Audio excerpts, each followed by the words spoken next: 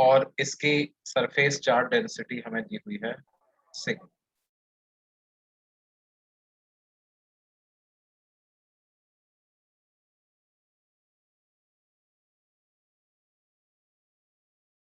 Surface charge density.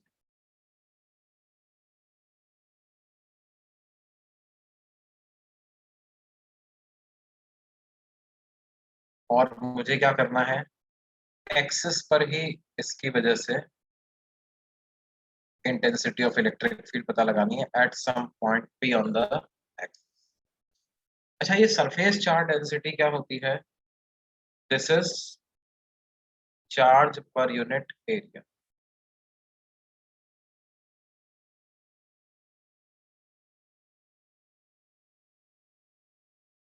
मतलब d Q by D.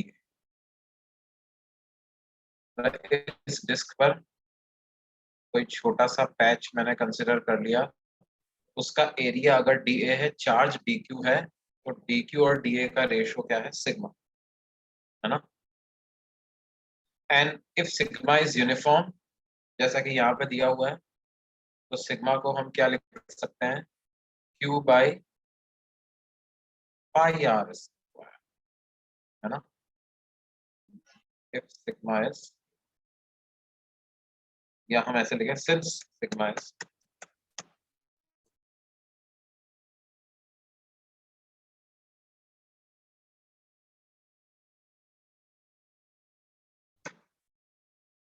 है ना। मतलब इस डिस्क पे चार्ज कितना है? Charge can be return in terms of sigma as sigma into pi r square.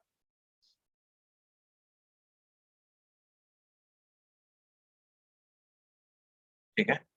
अच्छा, ध्यान दो, मैंने sigma into two pi r square नहीं किया, मैंने sigma into pi r square ही किया है। मतलब I am assuming that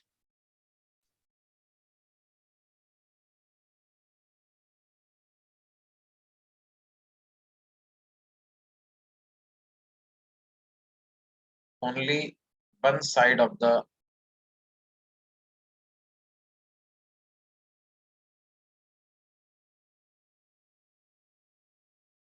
disc is charge.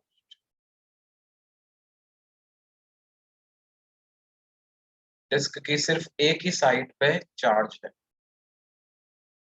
ना। दोनों साइड पे भी हो सकता है, मान लो आगे की तरफ भी हो जाता और पीछे की तरफ भी हो जाता, तो फिर sigma into two pi r square total charge करना पड़ता हमको, है ना। लेकिन अभी हम क्या मान रहे हैं कि एक ही तरफ charge.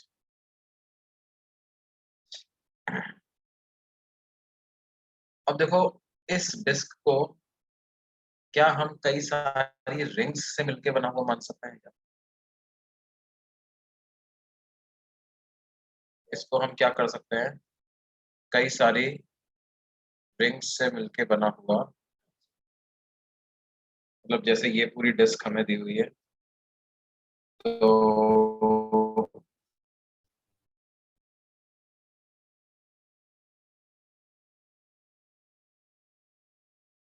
Is the complete disc जिसकी रेडियस कैपिटल आर है। तो हम क्या कर सकते हैं, सेंटर से कुछ स्मॉल आर डिस्टेंस और r plus b r distance के बीच का जितना भी हिस्सा,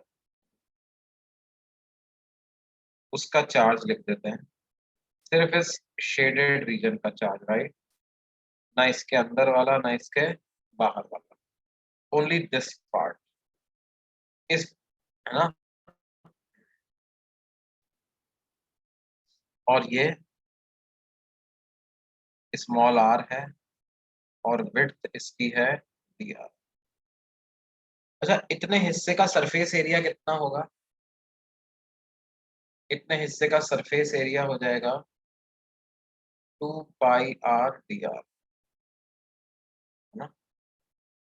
सरफेस एरिया मतलब सिर्फ ये शेडेड रीजन का एरिया। तो शेडेड रीजन का चार्ज कैसे लिख सकता हूँ? Charge per unit area multiplied by area, तो आ जाएगा sigma into two pi r. ये डी क्यू क्या है बेटे? charge on the shaded region.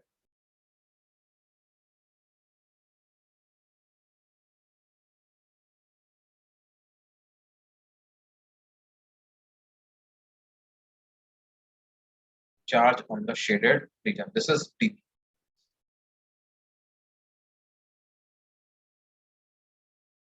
Sir ऐसा भी हो सकता है कि एक ही साइड पे चार्ज हो, हाँ बिल्कुल हो सकता है, बिल्कुल हो सकता है।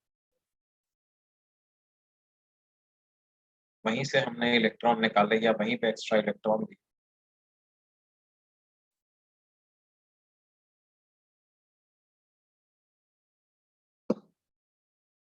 अब ये जो DQ चार्ज है, DQ E due to this DQ charge, E at axis due to the DQ charge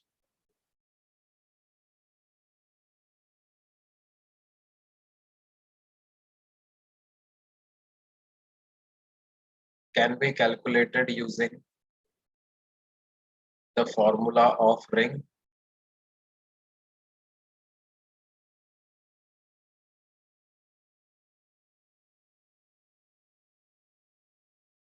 ठीक है, और वो अपनी एक्सिस पे ही इलेक्ट्रिक फील्ड प्रोड्यूस करेगा इस डायरेक्शन। अच्छा, ऐसे कई सारी रिंग जनरेट कर मैं कंसिडर करूंगा जिनकी रेडियस 0 से चालू हो रही है और कैपिटल R तक जा रही है, सबके सब सेम डायरेक्शन में इलेक्ट्रिक फील्ड जनरेट करेंगी। इस रिंग की वजह से कितना होगा उसको DE लिख देता हूं, तो वो हो जाएगा K इंटू इसका charge DQ into x upon small r square plus x square की पावर। तो ये आ जाएगा K DQ आ जाएगा sigma 2 pi r into x divided by r square plus x square की पावर 3 बाई, ऐसा डी हो जाएगा। और E पता लगाना है तो it will be integral of this, और इंटीग्रेशन 0 से कैपिटल R तक कर देगा। तो क्या हो जाएगा, अब देखो यहाँ पे वेरिएबल x नहीं है, वेरिएबल क्या है, ये स्मॉल r है, वो है वेरिएबल, उसी की तो वैल्यू 0 से कैपिटल R तक रखा है हम। तो हम क्या करें, k सिग्मा 2 पाई x को इंटीग्रेशन के बाहर ले लें, और इंटीग्रेशन के अंदर हमारे क्या बच जाएगा, 0 से capital R small r dr upon r square plus x square की पावर 3 बाई, ये E की इतनी वैल्यू।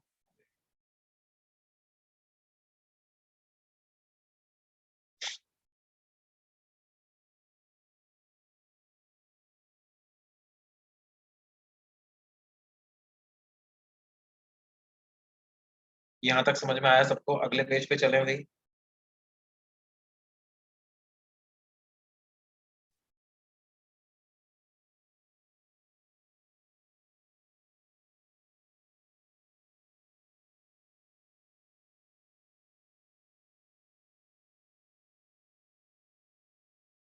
कुछ लोग नोट करना चाहते हैं।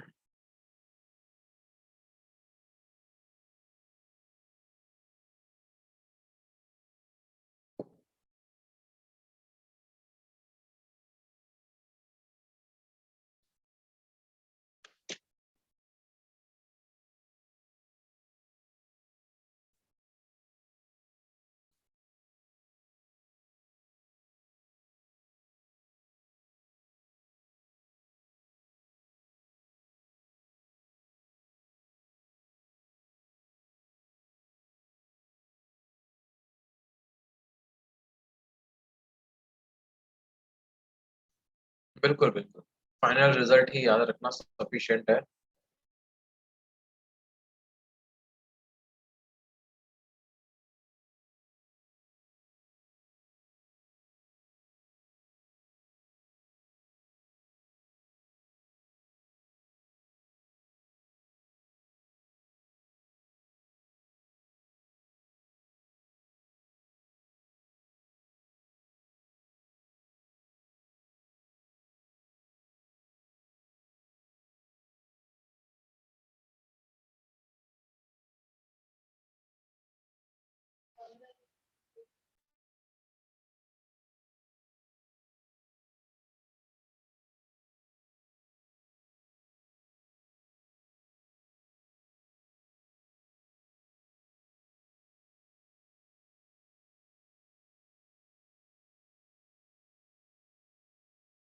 हाँ, इनडेफिनेट इंटीग्रेशन होगा तो कांस्टेंट आएगा, लेकिन इनडेफिनेट इंटीग्रेशन हमने किया ही नहीं ना, हमने तो बस जस्ट वो तो खाली सिंबॉलिकली यूज किया है। इंटीग्रेशन का साइन हटता तब कांस्टेंट आता है ना, हमने तो इंटीग्रेशन के साइन को बिना हटाए वैल्यू पुट कर दी और लिमिट भी पुट कर दी।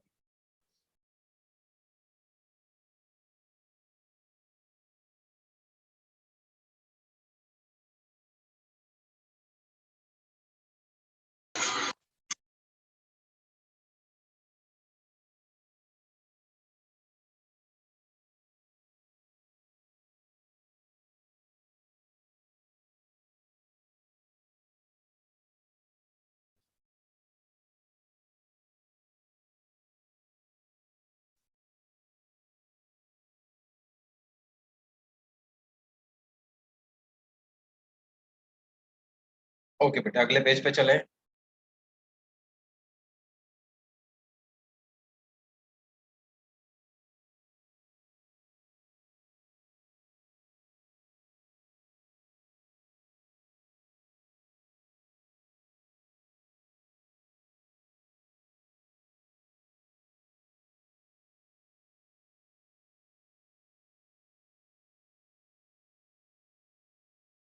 ओके, तो देखो ये एक्सप्रेशन याद रखना, के सिग्मा 2 पाई x r d r upon r square plus x square की पावर 3/2।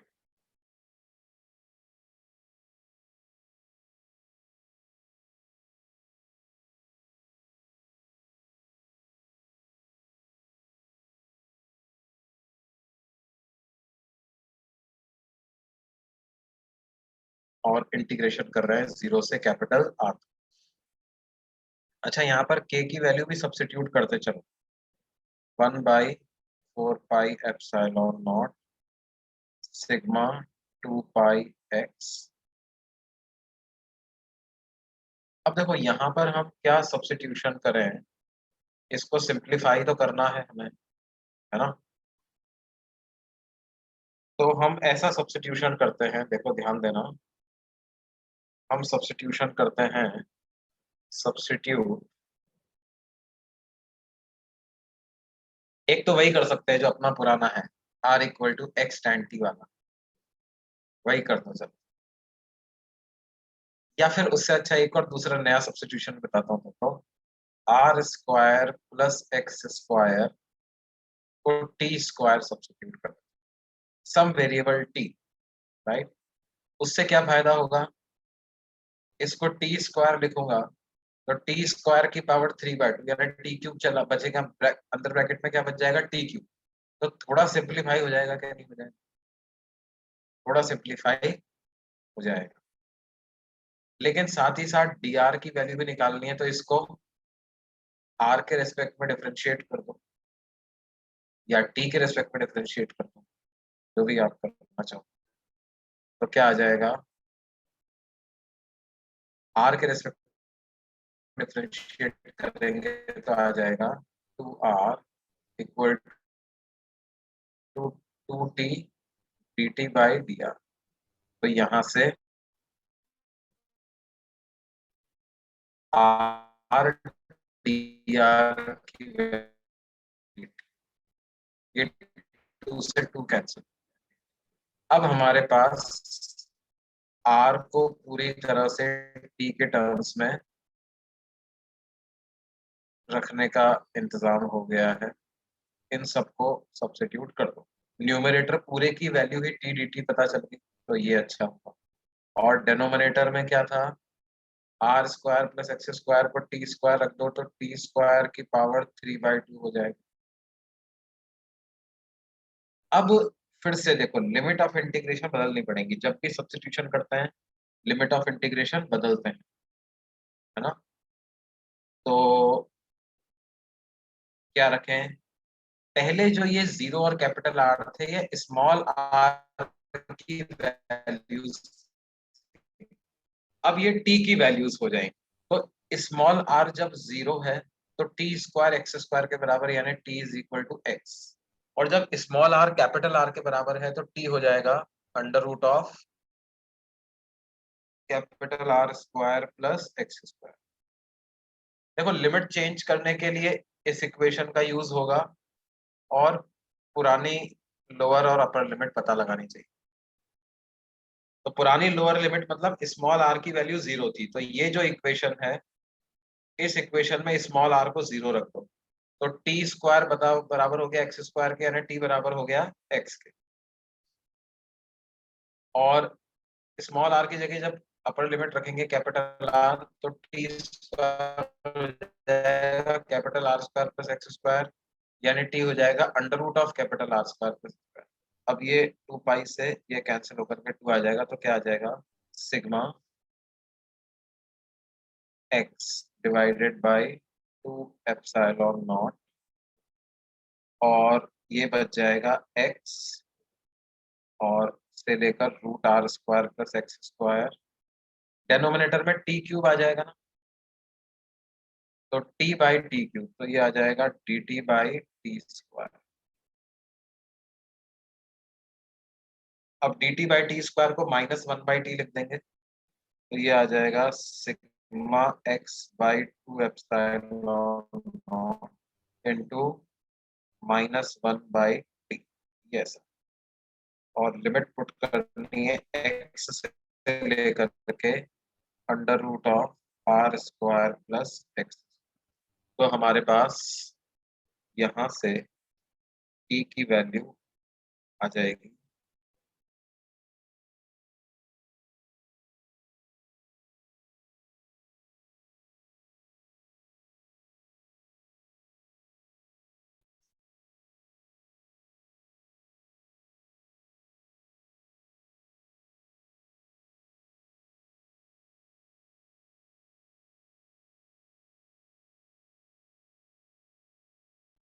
लिमिट वाला वापस बताएं क्या भाई, समझ में नहीं आया क्या?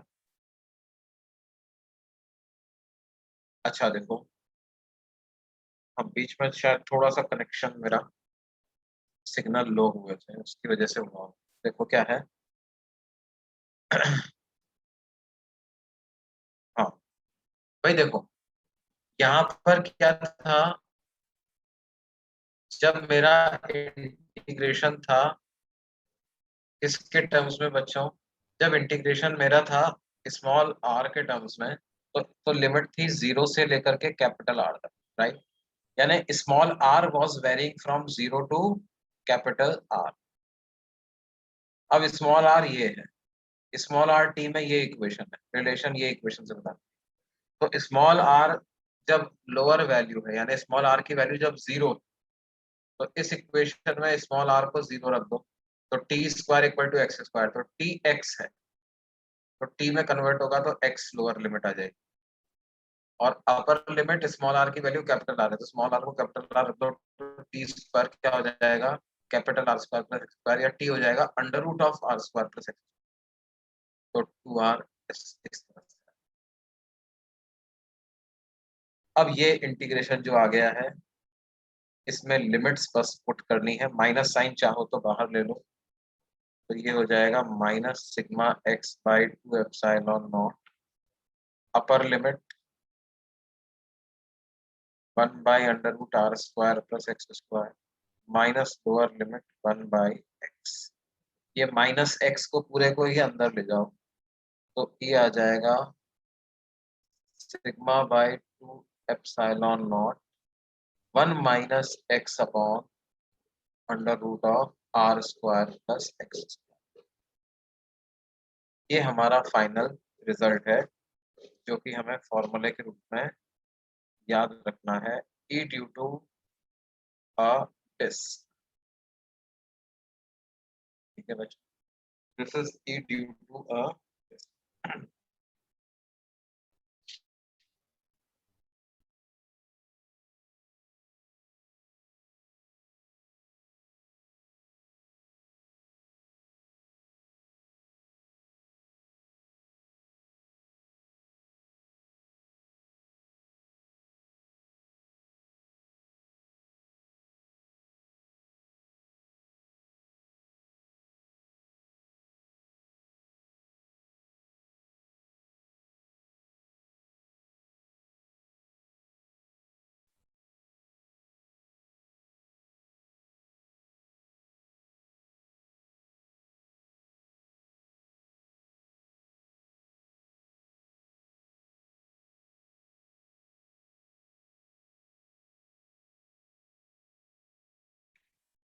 x को अगर r tan थीटा पुट करेंगे तो क्या लिमिट लेंगे भाई? वही तरीका वही है पता करने का।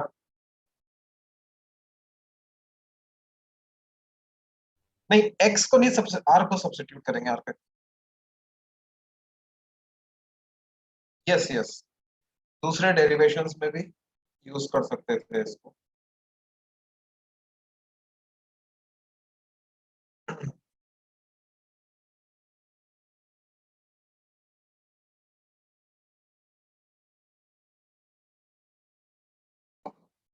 हाँ, x को सब्स्टिट्यूट नहीं करेंगे, सॉरी, सही सही लिखा बच्चे ने।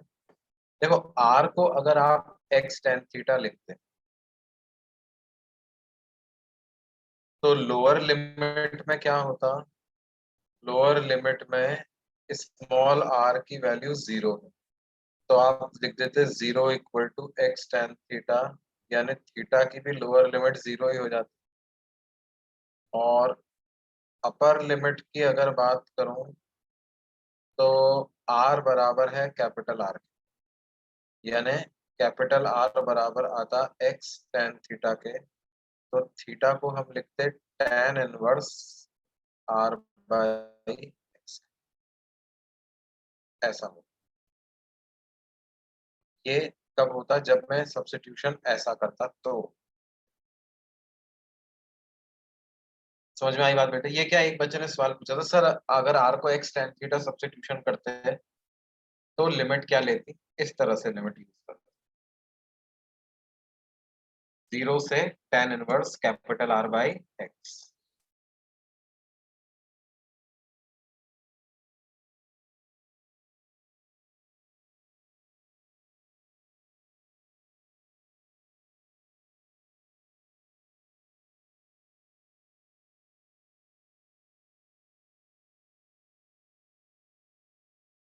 What if both sides are charge? अगर देखो दोनों पे बराबर बराबर चार्ज डेंसिटी है तो क्या हो जाएगा? इसका बस दुगना करना है आप, ठीक है? If both sides are charge,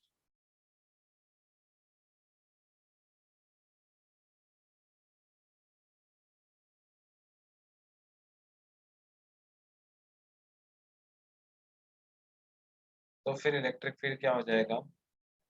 sigma by epsilon naught 1 minus x upon under root of are square plus.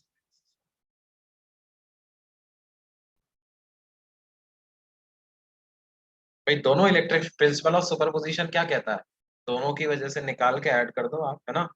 हाँ, ये मैं मान रहा हूँ कि थिन डिस्क है, ताकि दोनों साइड से डिस्टेंस किसी भी पॉइंट की बराबर ही, कुछ थिकनेस नहीं है उसकी।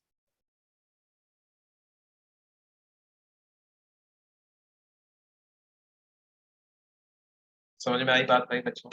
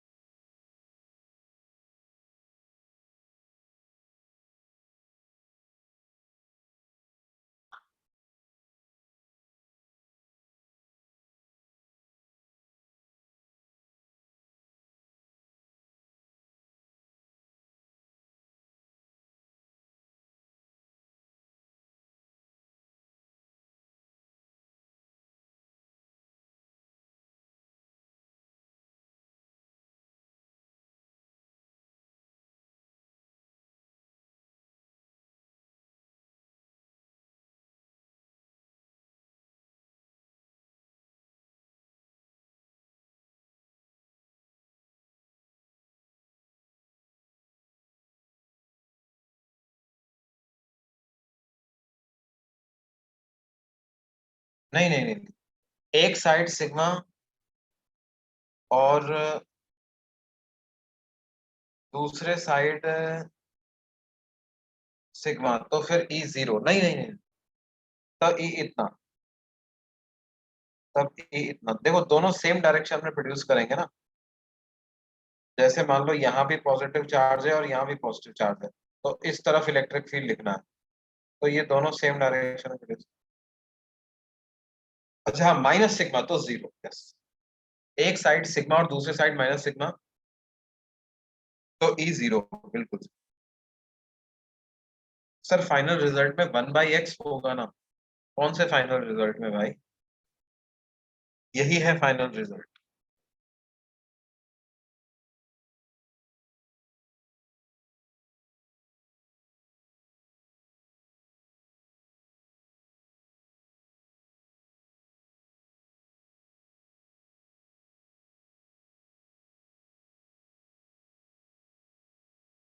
नहीं नहीं, ये माइनस साइन भी है ना, माइनस, और ये x अंदर जाएगा, तो यही आ जाएगा जो मैंने लिखा।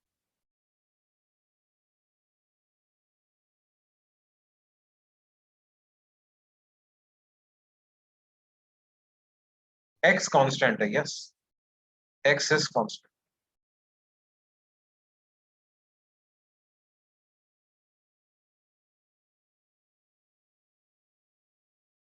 x कांस्टेंट है ना, x तो क्या है, डिस्क के सेंटर से उस पॉइंट की डिस्टेंस जहां पर इलेक्ट्रिक फील्ड हम कैलकुलेट कर रहे हैं। तो जब हम ये इंटीग्रेशन परफॉर्म कर रहे हैं तो क्या है, अलग अलग रिंग, अलग अलग रिंग लेकर के उसको कैलकुलेट, देखो फाइनल रिजल्ट के एक्सप्लेनेशन का एक इंपॉर्टेंट केस है, वो मैं तुम्हें बताता हूँ। देखो एक्सप्लेनेशन तो इसका क्या मैं करूँ, ध्यान दो।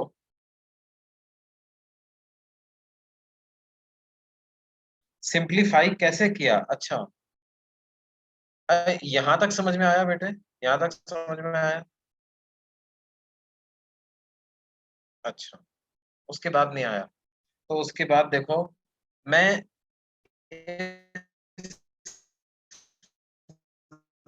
-x को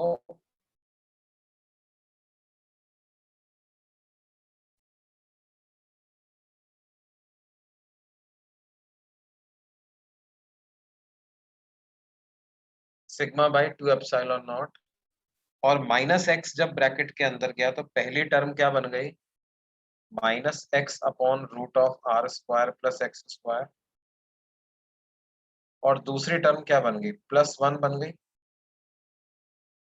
क्योंकि -1/x था, -x अंदर गया तो माइनस से माइनस प्लस हो गया, और x से x कैंसिल होकर के 1 आ गया।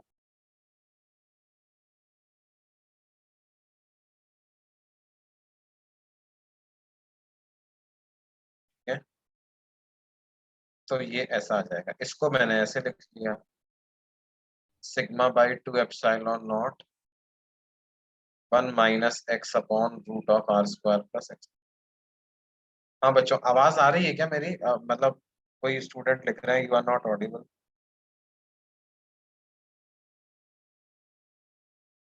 बीच में जस्ट 1 मिनट पहले शायद थोड़ा सा नेटवर्क इशू हुआ था, मतलब मेरे भी लैपटॉप पे मैसेज फ्लैश हुआ था, your internet connection is unstable.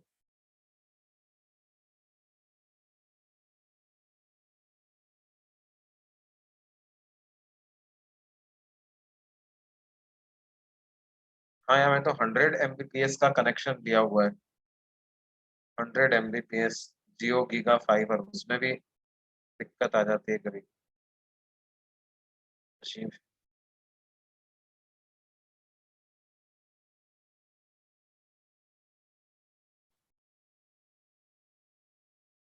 चलो भाई, ये ई ड्यू टू डिस्क का फॉर्मूला। अब देखो इसकी मदद से क्या है, हम पता लगाते हैं E due to uniformly charged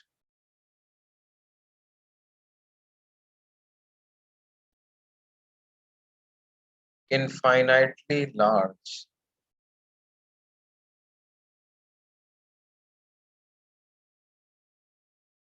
plate या sheet. E due to uniformly charged infinitely large plate या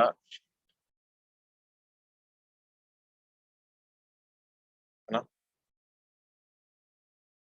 कुछ ऐसा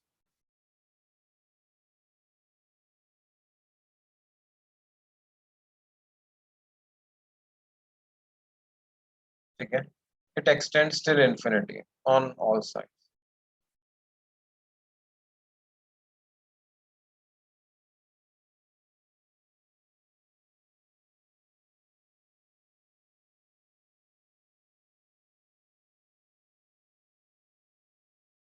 पूरे पे यूनिफॉर्म चार्ज है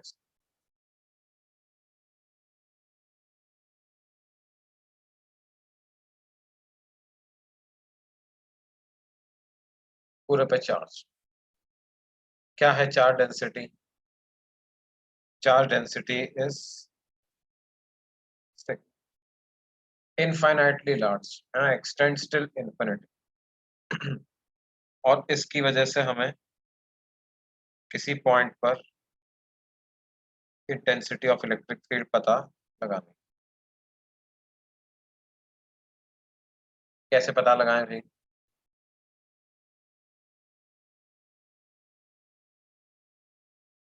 अच्छा देखो अगर इनफाइनाइटली लार्ज प्लेट है तो विल इट मैटर कि इसका जो शेप है वो सर्कुलर है या रेक्टेंगुलर है या स्क्वायर है क्या कुछ फर्क पड़ेगा क्या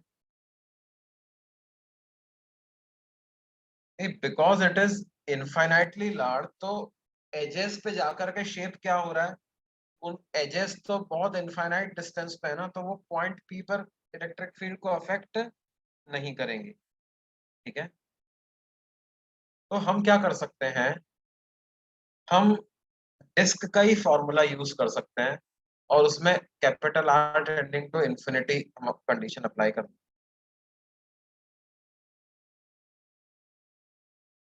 ठीक है तो देखो limit R tending to infinity sigma by two epsilon naught 1 - x upon root of are square plus x square ऐसा कर सकते हैं अब आर अगर इन्फिनिटी को अप्रोच कर रहा है तो ये वाली टर्म बहुत छोटी हो जाएगी ना तो 1 - दिस थिंग को अप्रोक्सीमेटली 1 ही लिख सकते हैं तो ई की क्या वैल्यू आ जाएगी sigma by two epsilon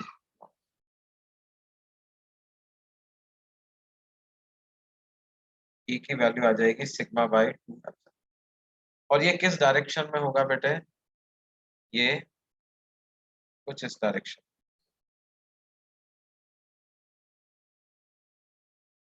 along normal to the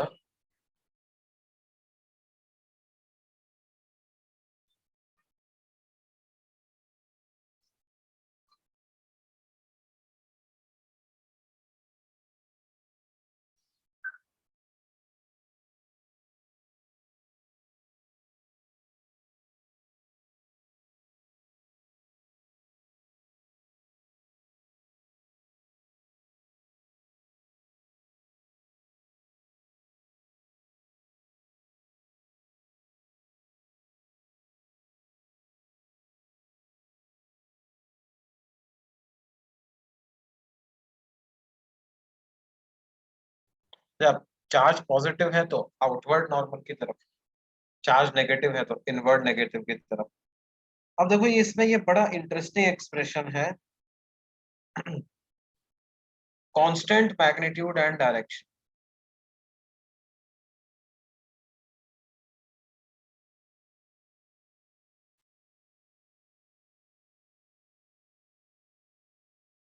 है ना यानी कि हम लिख सकते हैं intensity of electric field is uniform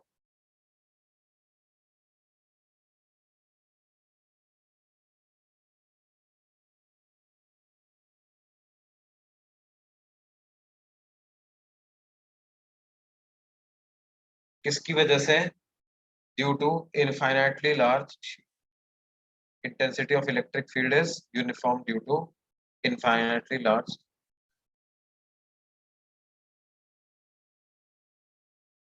distance from P is x, ये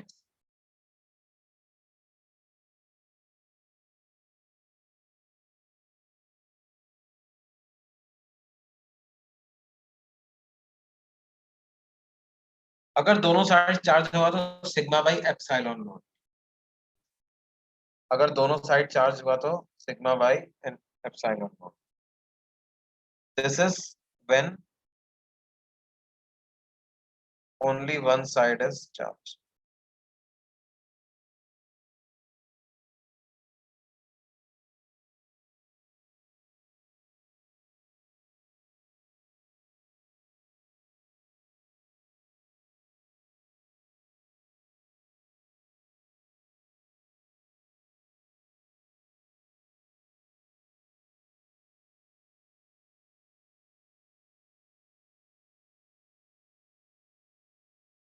हाँ, ई जो हो गया वो एक्स के इंडिपेंडेंट हो गया, right.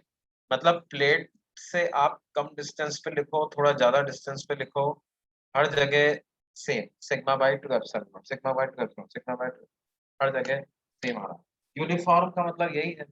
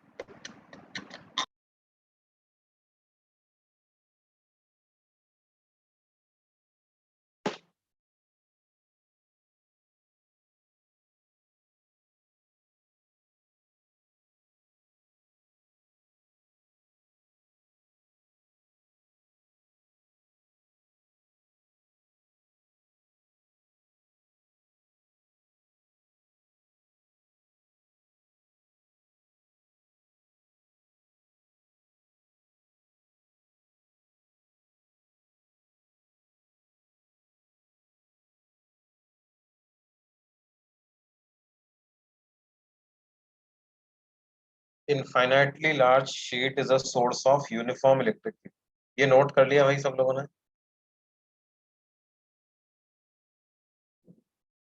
Okay.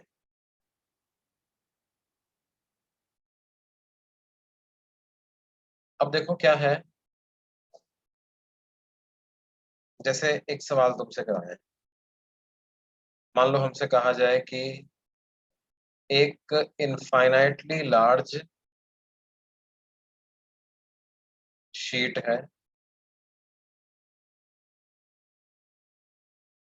Having surface charge density sigma, और उस शीट में हमने क्या कर दिया, एक होल बना दिया।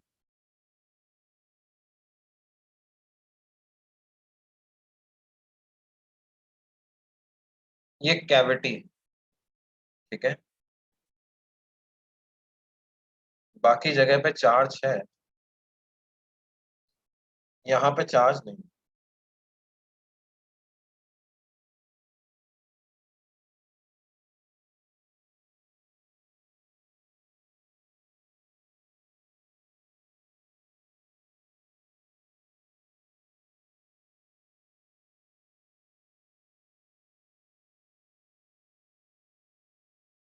ये कैविटी है, बीच का पोर्शन क्या है, इट इज अ कैविटी। और कैविटी की जो रेडियस है वो है A।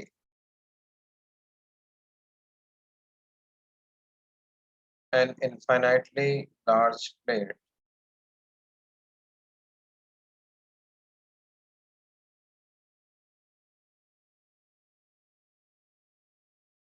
having uniform surface charge density sigma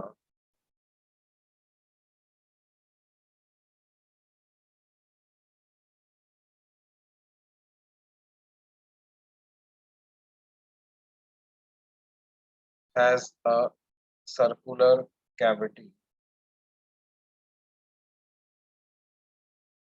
of radius A of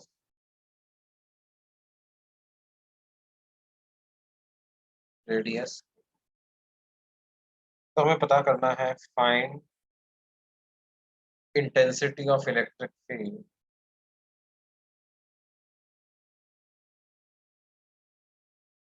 at the axis of the cavity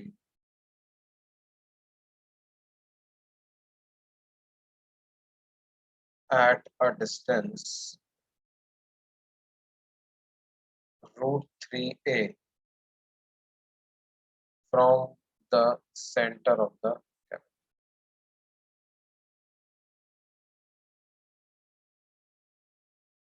centre से रूट 3a डिस्टेंस पर कोई पॉइंट है, उस पॉइंट पर हमें intensity of electric field calculate कर।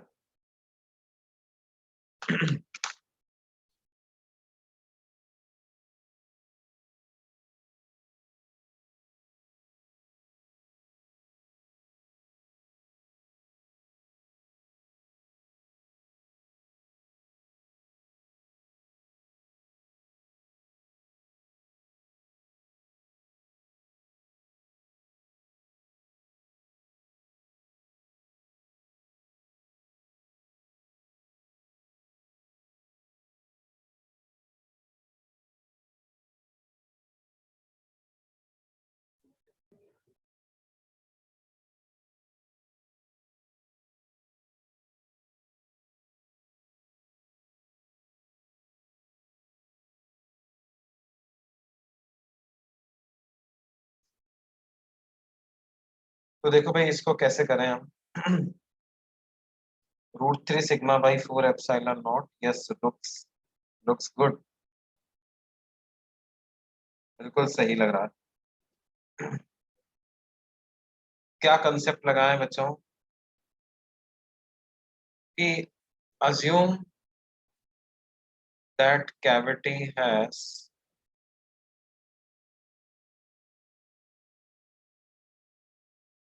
sigma and minus sigma charge। Cavity के पास sigma और माइनस सिग्मा दोनों चार्ज है। तो E एट P को हम कैसे लिखेंगे? E due to sigma of remaining plate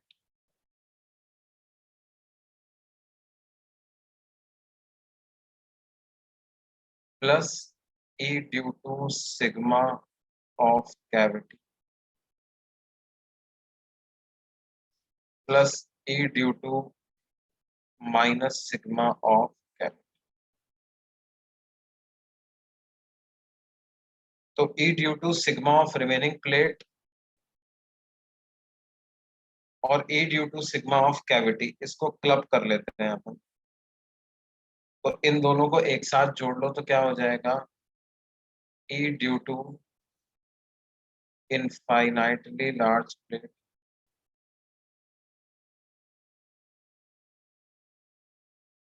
plus E due to minus sigma of cavity का मतलब क्या हो जाएगा? वो इसमें डिस्क का फॉर्मूला लगा दें तो E एट P क्या हो जाएगा? इसकी वैल्यू तो सिग्मा बाई 2 एप्सिलॉन नॉट लिख सकते हैं। और क्योंकि ये अंदर की तरफ प्रोड्यूस करेगा क्योंकि माइनस सिग्मा, तो minus sigma by 2 epsilon naught 1 minus X की जगह लिख दूं root 3a upon under root of are square plus x. तो क्या होगा, सिग्मा बाई टू एप्सिलॉन से sigma by two epsilon cancel हो जाएगा, माइनस और माइनस प्लस आ जाएगा।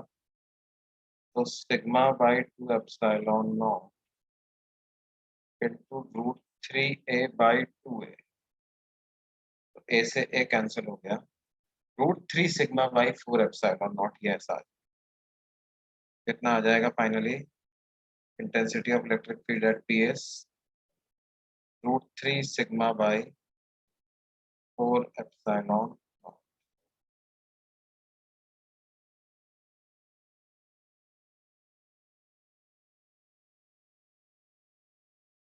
ये बात समझ में आती है बच्चों?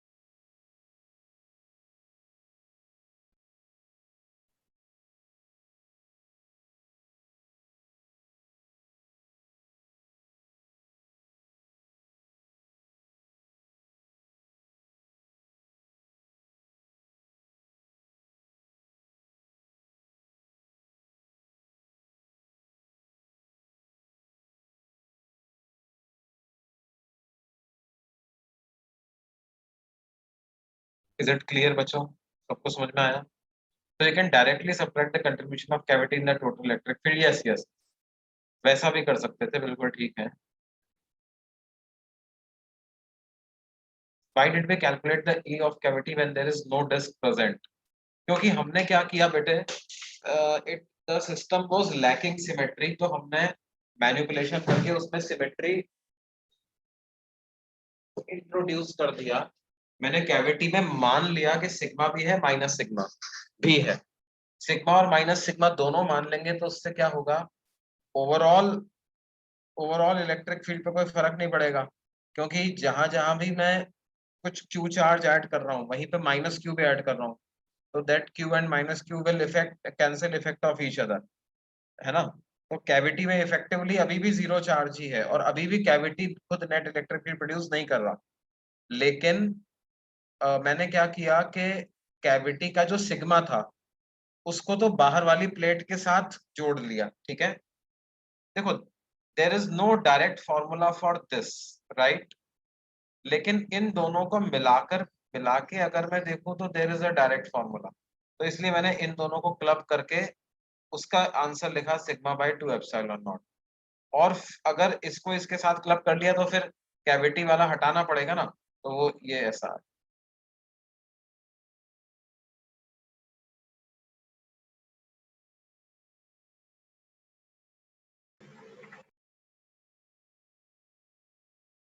ये बात समझ में आती है बच्चों? अच्छा, और देखो, मान लो हमारे पास इस तरह की कुछ प्लेट्स हमें दे दी जाएं, कैसी,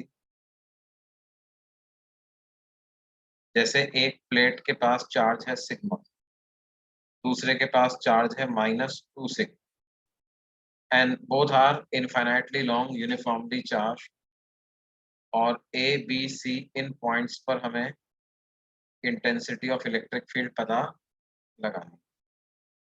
और साइन कन्वेंशन मान लो आप ऐसे ले लें कि अपवर्ड डायरेक्शन को पॉजिटिव, डाउनवर्ड डायरेक्शन को नेगेटिव। तो हमें पता करना है find E A, E B and E सी।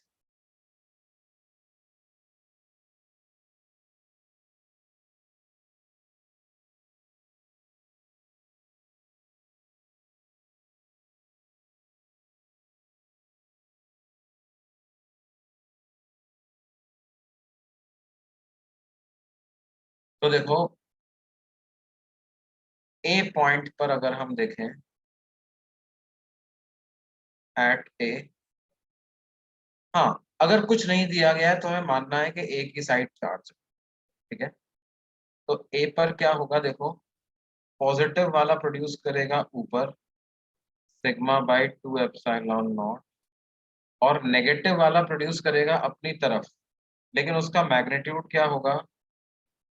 देखो अब मैंने एरो डाउनवर्ड डायरेक्शन में लगा दिया ना, तो अब सिर्फ मैग्नीट्यूड लिखना है हमें, तो चार्ज का भी सिर्फ मैग्नीट्यूड लिखना है, यानी 2 sigma by 2 epsilon not.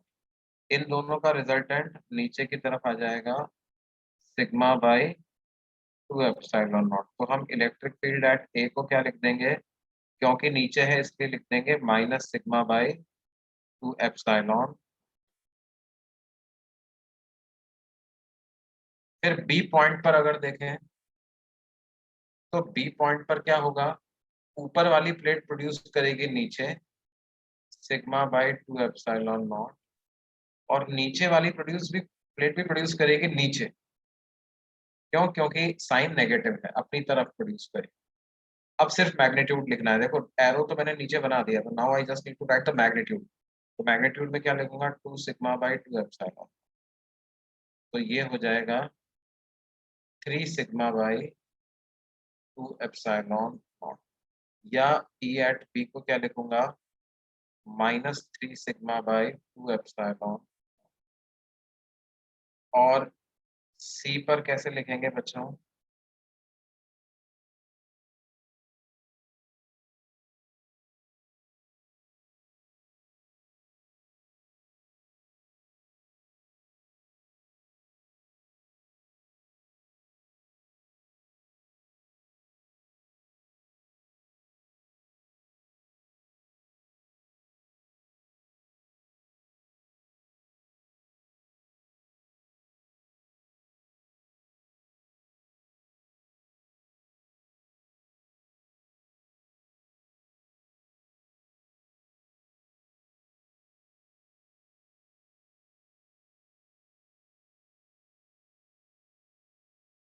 E eight C को कैसे लिखेंगे, सिग्मा की वजह से नीचे कितना, सिग्मा बाई 2 एप्सिलॉन नॉट, और -2 सिग्मा की वजह से ऊपर, और ऊपर तो सिर्फ अब मेरे को मैग्नीट्यूड लिखना है, तो 2 सिग्मा बाई 2 एप्सिलॉन। तो कितना आ जाएगा नेट, नेट आ जाएगा sigma by 2 epsilon. T at C को लिखूंगा +सिग्मा बाई 2 एप्सिलॉन। ये वैल्यूज, इसमें से किसी आंसर में डाउट है क्या, देखो।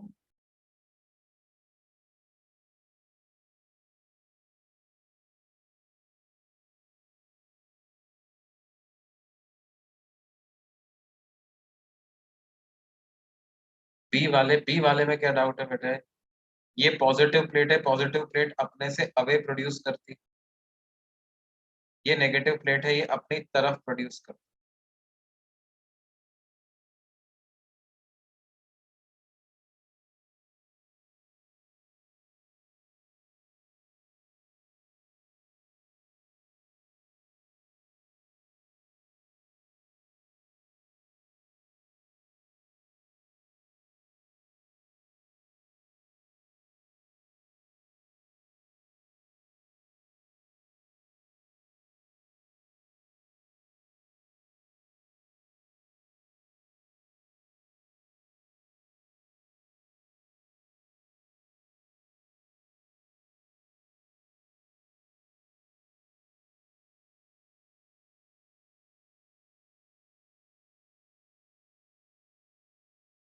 ये बात समझ में आई भाई सबको।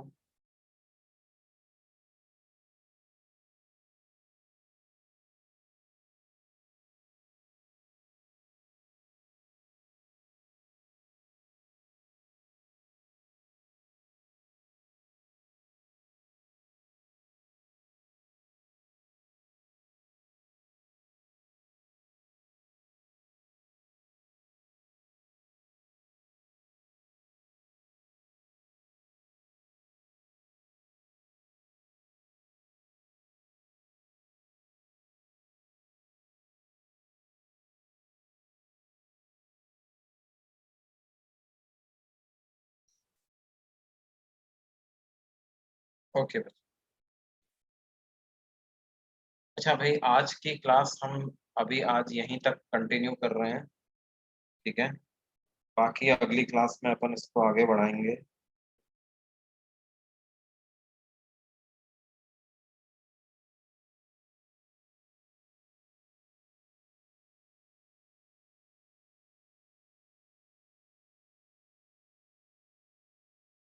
कल, कल सैटरडे। यस बच्चों, कल और डिस्कशन होगा, कल डिस्कशन होगा।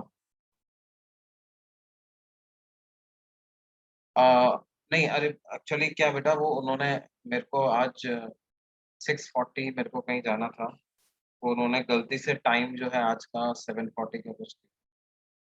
अ, तो एक्चुअली में क्या है कि कल, हाँ कल अपना शीट का डिस्कशन होगा भाई, ऑप्टिक्स, ऑप्टिक्स का डिस्कशन होगा, ठीक है। तो ऑप्टिक्स में हम डिस्कस करेंगे, इलेक्ट्रो की शीट भी डिस्कस कर लेंगे, है ना। इलेक्ट्रो में से मैं लिख देता हूँ, इलेक्ट्रो में से हम लोग करेंगे एक्सरसाइज 1, पार्ट 1, पार्ट 2,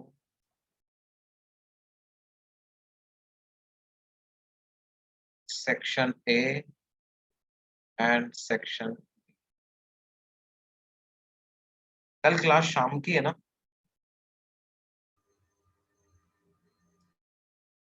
इवनिंग में ही है ना कल क्लास हमारी? इवनिंग में है, हाँ बेटा।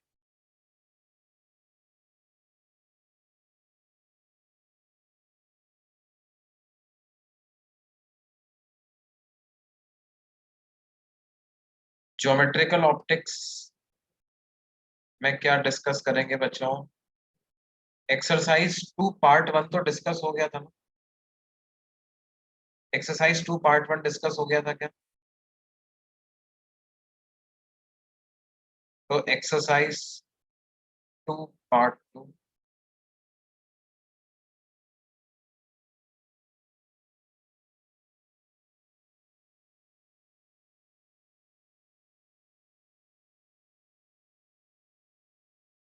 हाँ, 2 क्वेश्चंस पार्ट 1 के आखिरी वाले बचे थे, वो भी डिस्कस कर लेंगे, ठीक है।